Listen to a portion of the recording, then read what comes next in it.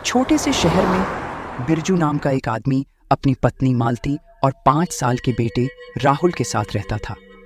बिरजू के घर से थोड़ी दूर पर एक झील थी। वह झील बहुत ही बड़ी और खूबसूरत थी। वहां हमेशा लोग अपने बच्चे और परिवार के साथ घूमने आया करते थे। माधव उन लोगों को अपनी नाव में बिठाकर झील की सैर कराता था। कुछ दिन बाद झील के पास एक बहुत बड़ा मॉल खुल जाता है और धीरे धीरे लोग झील पर आना कम कर देते हैं। आजकल तो घर खर्च भी नहीं निकल पा रहा है। जब से वो मॉल खुला है तब से झील पर कोई आता ही नहीं है। ऐसे तो हमारा काम चलना बड़ा ही मुश्किल हो जाएगा। आप कुछ और काम धंधा ही ढूंढ लो। शहर में काम मिलना कोई मजाक थोड़ी है। अब तो ऐसा लगता है कि हमें गांव वापस जाना ही पड़ेगा, वहीं हमारा गुजारा हो पाएगा। अच्छा ठीक है। 2 दिन बाद बिरजू और मालती अपना सारा सामान लेकर गांव के लिए निकल पड़ते हैं।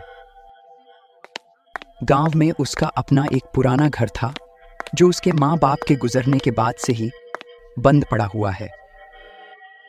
मालती घर की साफ सफाई करती है और सब उस घर में रहने लगते हैं। मालती जरा सुनो। जी बोलिए, क्या बात है? मैं सोच रहा हूँ कि मछली पकड़ना शुरू कर दूं। मुझे नाव चलानी तो आती ही है। ये बहुत ही अच्छा विचार है। मेरे पास कुछ गहने रखे हुए हैं, आप उन्हें बेचकर एक नाव ले लीजिए। अगले दिन बिरजू अपनी नाव लेकर नदी में मछली पकड़ने के लिए निकल पड़ता है। वहां बिरजू के साथ साथ बहुत से और भी लोग मछली पकड़ रहे होते हैं। अरे बिरजू, तू यहाँ कैसे? तू तो शहर में नाव चलाता था ना? हाँ भाई, पर वहां अब काम बंदा पड़ गया है, इसलिए मैं बीवी बच्चों के साथ यहाँ आ गया हूँ और अब मैं यही रहूंगा। कुछ देर बाद बिरजू जाल को पानी में डालता है, पर एक भी मछली उसके जाल में नहीं फंसती। बिरजू दोबारा पानी में जाल डालता है, पर इस बार भी उसके जाल में कोई मछली नहीं फंसती। बिरजू काफी देर तक कोशिश करता है, पर हर बार ऐसा ही होता है। बिरजू दूसरे लोगों की नाव में देखता है तो सबकी नाव में कुछ ना कुछ मछलियां पड़ी होती हैं। सबके जाल में कुछ ना कुछ मछली आ रही है, पर पता नहीं मेरे ही जाल में क्यों एक भी मछली नहीं फंस रही है। सब लोग अपनी अपनी मछलियां पकड़कर वहां से चले जाते हैं और बिरजू बिना मछली पकड़े ही घर वापस आ जाता है। जब मालती उसे देखती है तो वह कहती है, अरे आ गए आप, कितनी मछली पकड़ी आपने? अरे आपके पास तो एक भी मछली दिखाई नहीं दे रही। सारी की सारी बाजार में बेच आए हो क्या? अरे तुम क्या बोल रही हो?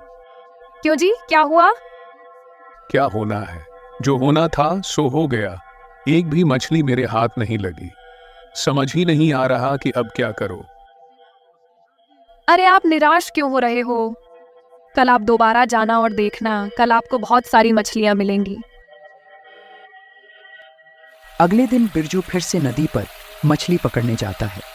वो बार बार नदी में जाल फेंकता है, पर फिर से उसके जाल में एक भी मछली नहीं फंसती। बिरजू घंटों को कोशिश करता है, पर एक भी मछली नहीं पकड़ पाता। वो निराश होकर घर वापस आ जाता है, पर वो हार नहीं मानता। अगले दिन वह फिर से मछली पकड़ने जाता है। रोज बिरजू निराश होकर घर लौटता है और ऐसे ही काफी दिन बीत जाते हैं। घर में खाने को एक दाना भी नहीं होता है। बचे खुचे सारे पैसे खर्च हो चुके थे। आपको कुछ और सोचना ही पड़ेगा। तुम सही बोल रही हो, पर मैं आज आखिरी बार कोशिश करना चाहता हूँ। अगर आज भी मैं खाली हाथ आया तो फिर कभी मछली पकड़ने के बारे में नहीं सोचूंगा। बिरजू आखिरी बार मछली पकड़ने नदी पर जाता है और इस बार उसके जाल में बड़ी बड़ी मछली फंस जाती है। इसने तो आखिरकार मछली पकड़ ही ली, पर अगर यह भी बाजार में मछली बेचने लगा तो हमारे धंधे का क्या होगा? चल इससे इसकी मछली छीन लेते हैं। ये क्या कर रहे हो? ये क्या कर रहे हो तुम लोग? ये मछलियां मैंने पकड़ी है, ये मेरी है, मेरी मछलियां। मुझे वापस दो। मेरा बच्चा भूखा है, मुझे उसके लिए खाना लेकर जाना है। चुपचाप यहाँ से निकल ले, समझा? और तू जब भी मछली पकड़ेगा हम ऐसे ही छीन लेंगे।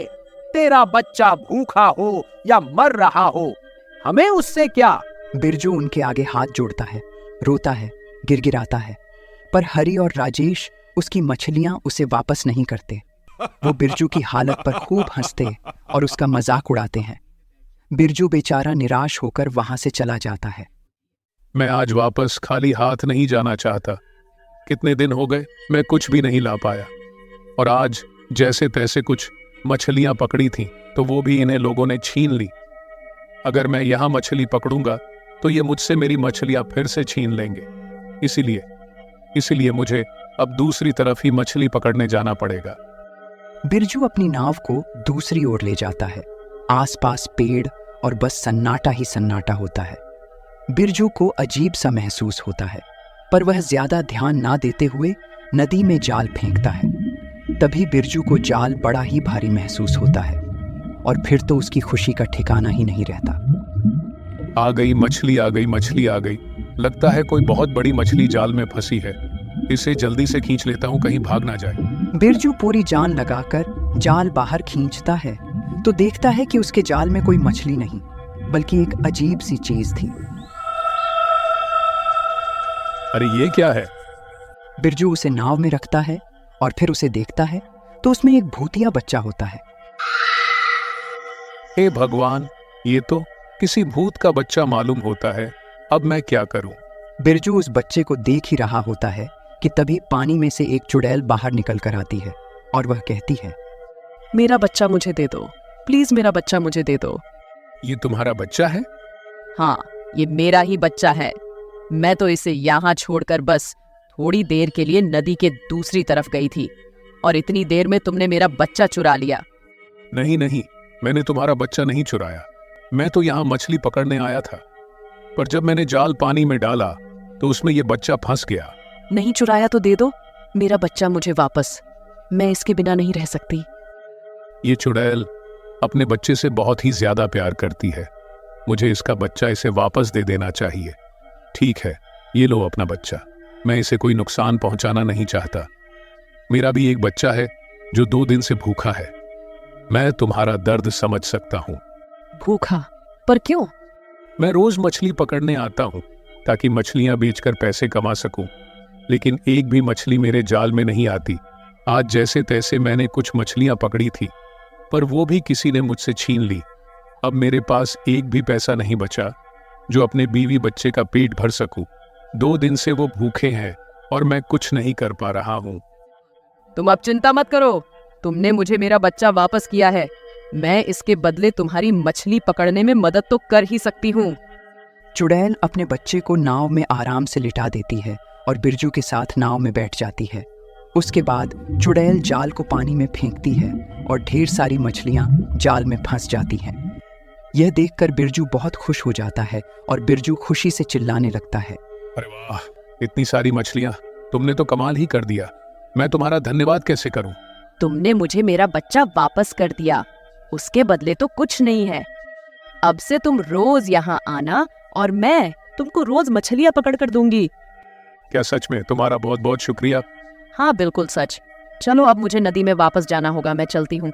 इतना कहकर चुड़ैल अपना बच्चा लेकर नदी में कूद जाती है और बिरजू मछलियां लेकर अपने घर आ जाता है।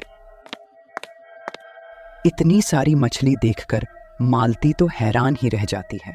हे भगवान, कहाँ एक भी मछली हाथ नहीं लग रही थी, और आज इतनी सारी मछली। आखिर यह चमत्कार कैसे हो गया? बिरजू मालती को सारी बात बताता है। मालती को तो यकीन ही नहीं होता कि एक चुड़ैल ने उसके पति की मदद की है। अच्छा, अब मैं इनको बाजार में बेचने जा रहा हूँ। आते वक्त घर का राशन लेता आऊंगा। जी ठीक है।